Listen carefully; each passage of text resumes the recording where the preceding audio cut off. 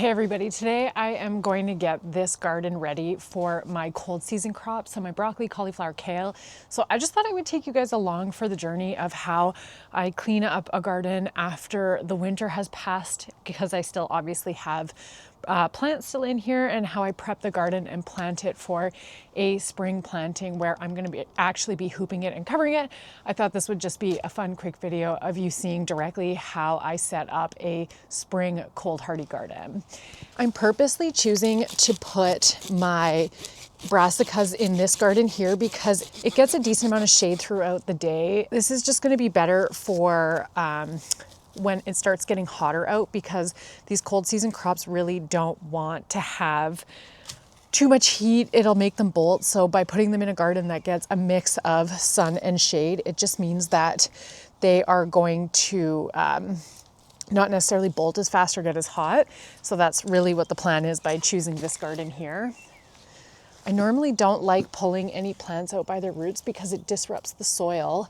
However, these are kale plants, and you can see here, I can't even crack that in half if I wanted to, and my hori knife is clearly not cutting through that. And these roots are just like branches. They're huge. Kale is just such a powerhouse plant. So luckily for me, I have a lot of rabbits here, so there's lots of poop in the garden, which is a cold fertilizer, so it doesn't need to be composted in order for it to have nice quality fertilization in it. So I'm just going to leave all the rabbit poop in here because it just adds nutrition to my soil for this year. So I'm just going to smooth it all out. And then I plan on hooping this so I can add poly to this garden. I have my poly drying out because I left it out all winter. So it's currently on the lawn drying out so it doesn't get so wet and dirty when I do decide to put it on. I have hoops on this garden right on the side here, but it's such an awkward shaped garden that it really didn't work well for hooping. So the two things that I'm looking for when I'm deciding to put the hoops on here is the height of it, because it needs more poly the higher that it is. And also I want it to stay high because when my plants grow bigger, I can switch this out for insect netting. So I'm trying to find that perfect balance of height where I don't need too much poly. It's not too high that's going to tip over, but also at the same time, it gives my plants time to grow before they run out of space. And then the insect netting would be resting on the plant, which isn't good for it. And I'm just putting this into the garden first because I don't want to disrupt the roots of my plants by putting it in later. So it just makes a lot more sense to do it right off the get-go. Let's try this guy here. Yeah, that's a way better fit. I mean, it's not going to be able to cover my broccoli when they grow tall enough to be growing ahead, but this is a way better size than this oversized one is. This one's just going to cause me more problems by tipping over from the wind. So I'm going to opt for the lower hoop. And you can see that I'm disrupting the soil as I pull the hoops out. So by choosing to do it before the plants go in, it just is better for the plants.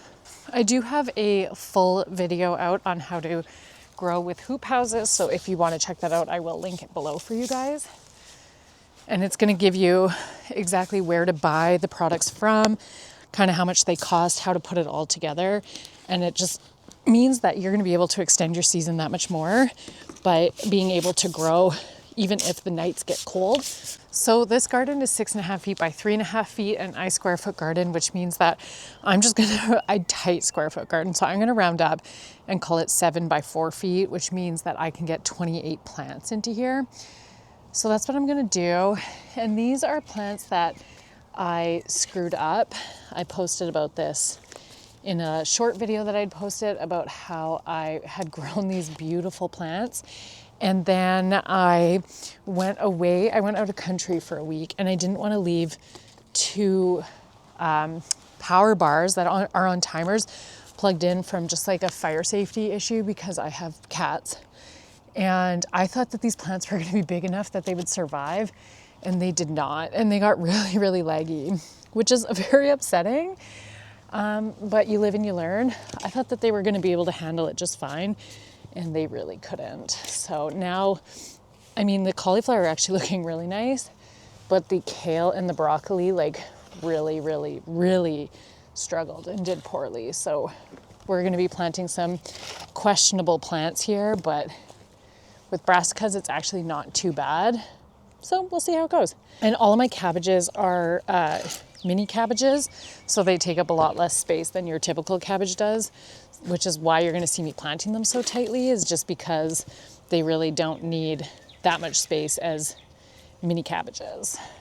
And I'm planting these fully aware that these broccolis and cauliflowers might not survive, they might not produce in time, and I'm fully aware of that happening. And honestly, I don't really have much of a choice other than to just plant them and hope for the best, because I'm not going to throw them out.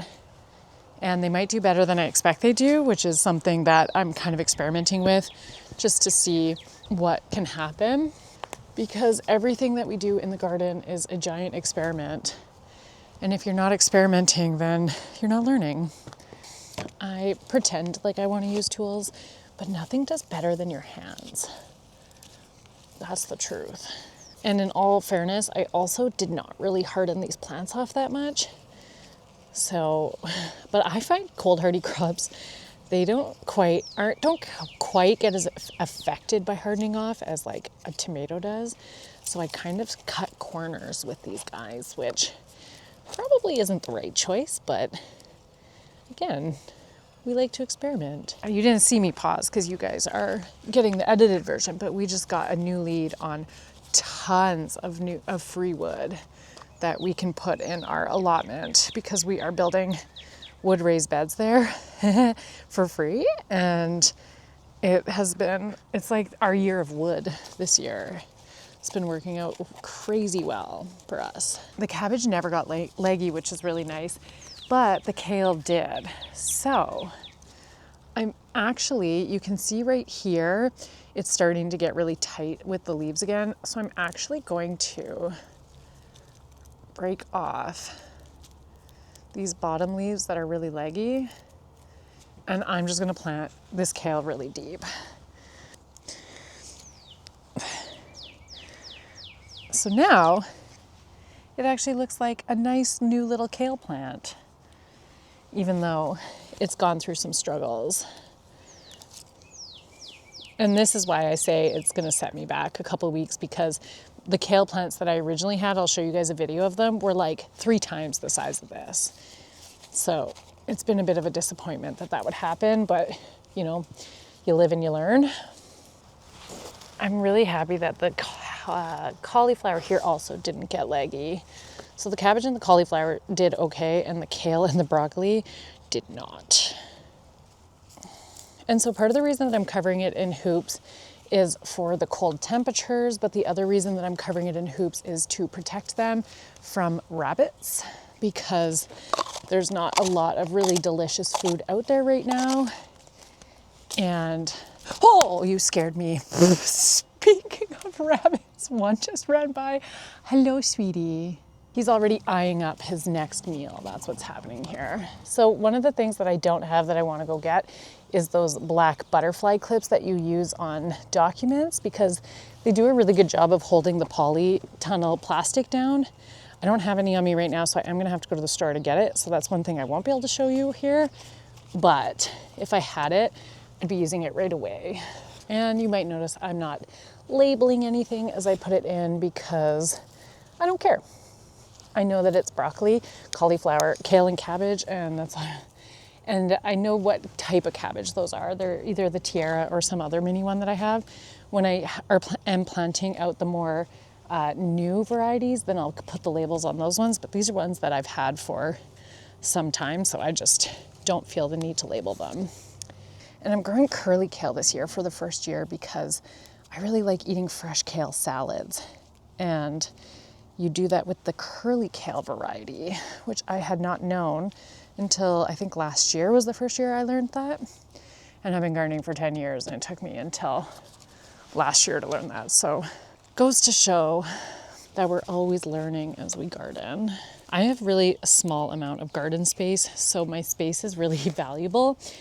And if I don't think that these plants are necessarily going to work, I don't want to put them everywhere in my garden and use up valuable space. So it's kind of another reason I'm jamming them in, is that if they don't work, at least I only used up one of my gardens versus using up a lot of high value space. And part of the reason I'm planting them out now is because it's the right season to do it. And the other reason I'm planting them out right now is because I don't have any space left on my growing rack and I need to upgrade my tomatoes. And so I need the space, which means that if you can handle the weather outside, you're going outside.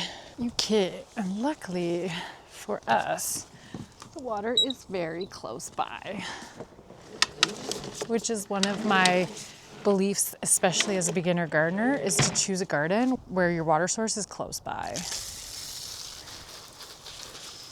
As I was grabbing this, I decided to clean up some stuff that we had left on the lawn from the fall, which was some cut up hostas, leaves and sticks, and a piece of cardboard that had blown over, and there was a woolly bear sleeping under it, a caterpillar. And it's the perfect example of why it's too early to clean up all your leaves. I don't know when you guys will be seeing this, but it is the end of April, and it's a perfect example of how it's too early to be cleaning up everything, because these caterpillars are still hibernating. I don't really want to tie this off right now because it's hot out today and it's only going to get too hot in there, but I do want to show you what it looks like to have this fully covered. So you just want it covered on all four sides, enough space that wind doesn't catch up under it and lift it.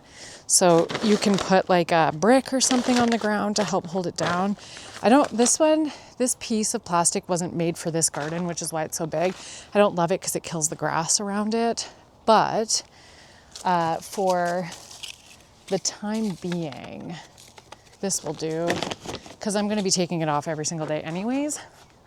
And then, as you've seen in my hoop house video, I just use these clips to clip it on. But like I said, it's too hot out right now, so I am going to clip it and flip it, which is just me keeping one end of it wide open so that way the heat can escape. And then I'll cover it up tonight before bed, and that is not really because of the temperatures, but purely to keep it protected from rabbits. Okay, so that is everything for this quick little video. I'm sure it wasn't that quick, of showing you guys how I plant out my spring garden and cover it up for the cool nights and potentially the cool days and protection from animals. And then when they start to grow up bigger, if they do, granted the problems that I had with them, I am going to switch out this poly for insect netting so I can show you guys that as well. But otherwise, I hope you did enjoy today's video. If you did, make sure to give it a thumbs up, subscribe to the channel, and check out this video here. Bye.